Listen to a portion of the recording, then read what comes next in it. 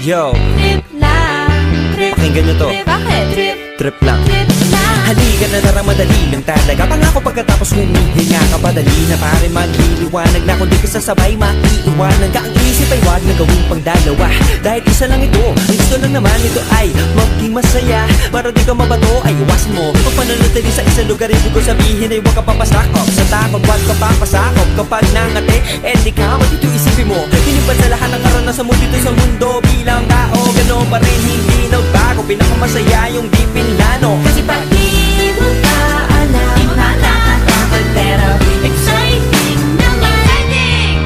Yeah! Sumabay lang sibat na ng bahala. Oras na subukan ang di pa nagagawa. Minsan lang kaya magpakaligaya. Mag-enjoy, magsaya, walang mawawala. Trip, trip, trip, trip lang.